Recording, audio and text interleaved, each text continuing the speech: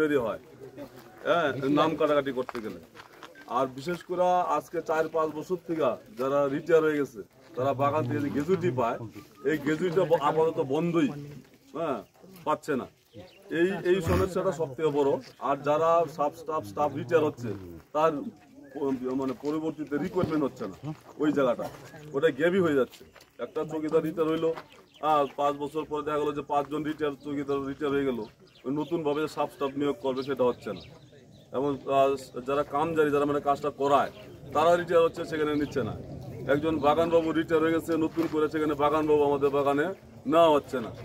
এইভাবে সবকিছুই এখন এমন একটা পর্যায়ে আছে যে বন্ধা চা বাগানের মতো হয়ে গেছে আর কি, বন্ধা নারীর মতো হয়ে গেছে চা বাগানটা। তাসারটি চা বাগানের এটা প্রজেক্ট, এর ব্যক্তিগত নাম হচ্ছে সুপ্রিয়া টি এস্টেট। আচ্ছা, আপনার যেরকম তাসারটি বাগান, ওরা তো প্রধানমন্ত্রী গরিব কল্যাণ অন্ন যোজনার মাধ্যমে 35 কেজি রেশনটা আপনারা কি পান? না, আমরা পাই। 4 টাকা করে দিতে ওইটা বন্ধ করে দিচ্ছে। ওইটা দিচ্ছে না, লাকড়ি কিছু দিচ্ছে না। তারপরে ওই যে মানে কাজ করার জন্য যেরকম কলম কাটার সময় ছুরি হলো, ছিল ফড়ুয়া বেশ কিছুদিন থেকে বন্ধ। তারপরে জলি রুমালগুলো দেয়, এগুলো দেয় না। তারপরে কোমরে যে একটা ত্রিপাল বান দিয়ে কি ওটা দিচ্ছে না, ত্রিপাল দিচ্ছে আমরা প্যান্টের পিস কিনে এনে সেটা বলছি যে ত্রিপালটা দিচ্ছে না, চপ্পল আমাদের হয়ে তুমি মানে পিএফ এর টাকা কাটছে কিন্তু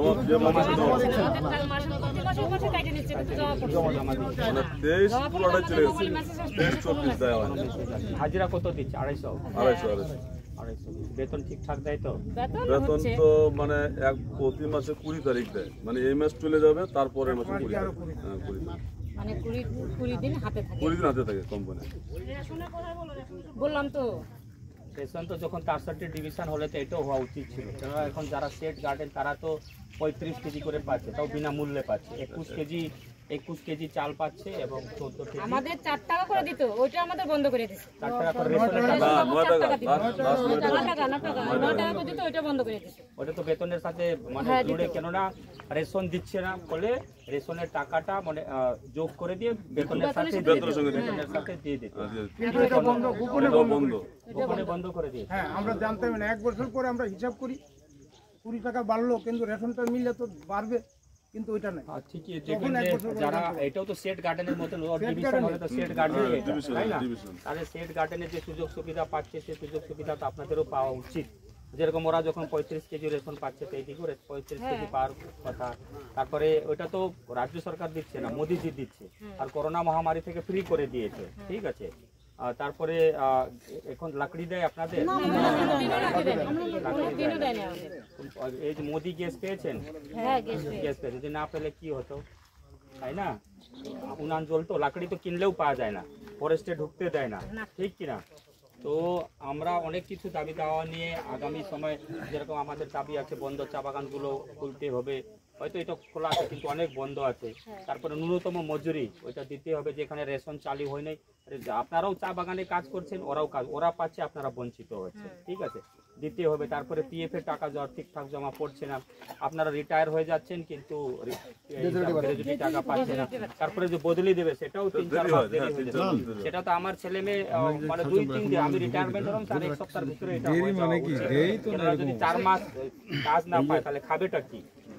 রোজগার তো কোথায়? আমার কাজ ছিল তখন চলতো, ঠিক আছে। আমাদের বেশ কিছু দাবি দেওয়া আছে, তো সেই জন্য আমরা আগ্রহ করতে এসেছি যে মোদিজি তো আপনারা কিছু, রাজ্য সরকার তো সব বঞ্চিতই করছে, তাই না? তো রাজ্য সরকারের অধীনে আছে, কিন্তু মোদিজির এখানে সরকার না থাকলে অন্তত গ্যাস তো আপনাকে দিয়েছে, পায়খানা, রাস্তাঘাট থেকে যে পাকা রাস্তা সমস্ত, হয়তো রাশন চালু হয়নি, সেটা আগামী দিন আমরা ম্যানেজমেন্টের সাথে কথা বলে জানতে, এইখানেও যেটা AAY কার্ড, অন্তোদয় অন্ন যোজনা, সেটা এখানে ওটা পরিবার কিছু একটা করে, মনে করেন আপনারা 5 জন আছেন, তো 5 জন ও 35 কেজি পাবেন, 10 জন হলেও 35, কিন্তু 5টা কার্ড থাকবে, এটা নিয়মই আছে।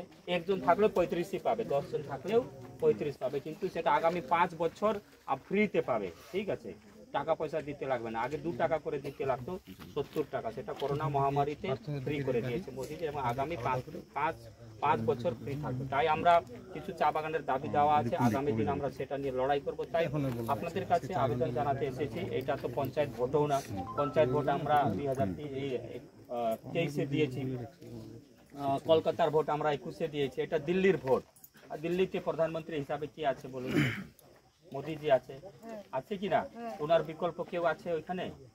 যে আপনাদেরকে, যার হাতে আমাদের দেশ সুরক্ষিত থাকবে, আমরা সুরক্ষিত থাকবো, সেরকম আপনাদের নজরে আছে কেউ? আছে কি? নেই। তাহলে অযথা লাল পার্টি নীল পার্টি কি ভোট দিয়ে তারা তো প্রধানমন্ত্রী হতে পারবে না, পারবে কি?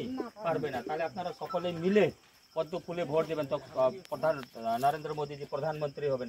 তখন আপনারা গর্বের সাথে বলতে পারবেন যে যাকে আমি ভোট দিয়েছি সে আজ কি হয়েছে? প্রধানমন্ত্রী হয়েছে। আর এমন জায়গাতে ভোট দিলেন কোদাল বেলচা জোড়া ফুল, তাদের প্রধানমন্ত্রী হলো না, পরে বলবেন এমন জায়গাতে দিলাম যে প্রধানমন্ত্রী হতে পারলো না। তাহলে আপনারাও দুঃখ করবেন যে না, এমন জায়গাতে হলো সেটা হলো।